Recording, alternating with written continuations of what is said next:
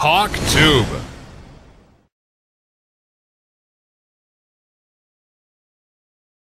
Welcome to Warhawk Football. I'm Gary Douglas, the voice of Whitewater football on Cool 106.5. I hope you'll join me every weekend for the best in college football on Cool 106.5 and streaming live at 940WFAW.com.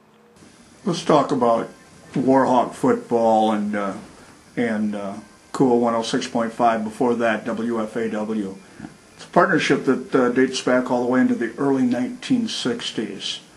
That says something about the radio station, that they have been able to say, yeah, Warhawk football, Warhawk basketball. That's part of our scene here in southern Wisconsin. You know, it's interesting, Tom. Growing up in Madison, and I started working here in Fort Atkinson, I think in 1998.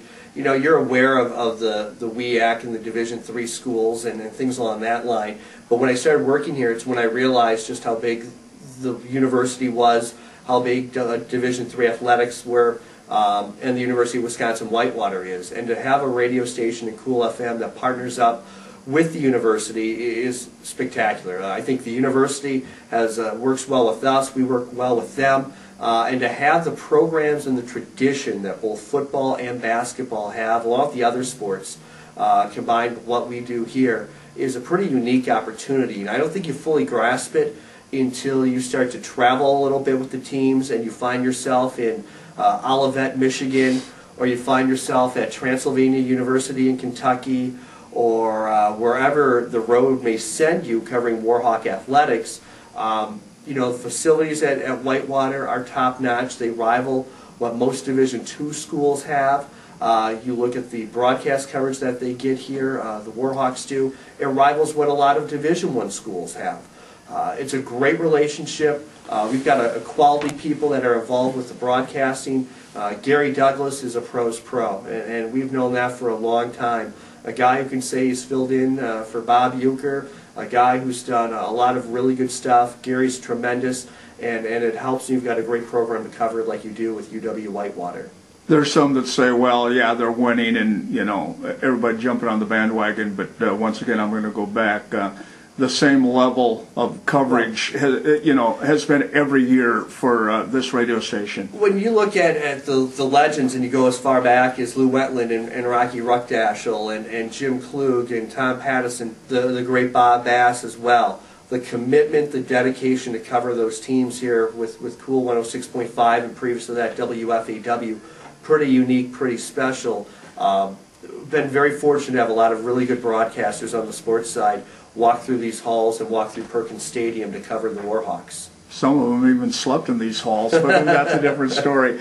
Warhawk football, you know, just from what has happened over the last 6 years and all the optimism heading into this year, it's just not a local team. It's a regional team, and people are excited about it, not only here in Jefferson County, but really around the state. I think it's interesting, Tom. You look at the attendance that has taken place at Perkins Stadium for football. You know, they're drawing over 10,000 a game for a couple of games each and every year. People can't just be coming from Fort Atkinson, Whitewater, Jefferson to these games. They've got to come from Madison or the Milwaukee suburbs and northern Illinois as well. I think what's really neat is with the success that Whitewater has had, reaching the Stag Bowl championship for 6 consecutive years, I think what ends up happening is people expect it now. I think if you live in Madison and live in Milwaukee, and you may not cover the Warhawks or follow them on a weekly basis, but when December rolls around, you know that Whitewater's playing and you know they're getting closer to getting to that national championship game. And it's typical Wisconsin. We show great pride in our teams. Not just in terms of winning, but we like to see our kids do well. And I think there's a little more of that pride in Wisconsin than there might be in some other states. And so when they make it to that championship game and they're playing on the big screen and on ESPN and, of course, on the radio and everything else, and the coverage picks up in the Madison and Milwaukee newspapers, there's a lot of interest generated. And I think you see a lot of people wearing their Warhawk merchandise with a lot of pride when that season comes around. Well, when you take a look at Warhawk football, we've already talked about, you know, having the games on the radio, but we're in the new millennium. Also, podcasting of all games, also being able to listen on the stream. I know some people overseas that make a point to get up in the middle of the night just to be able to listen to Warhawk football. You know, it's interesting, Tom. I went back and checked the numbers with and we've been streaming Warhawk athletics for about 10 years now. Really, it's one of the things we've been really ahead of the game on. And I went back and checked last year between Warhawk football and Warhawk basketball. We had over 13,000 people tune in to listen to a portion, if not all, of a Warhawk broadcast. Those numbers are phenomenal. 13,000 people. And that's, you know, Tom, you're right, you're spot on. We are a day of now.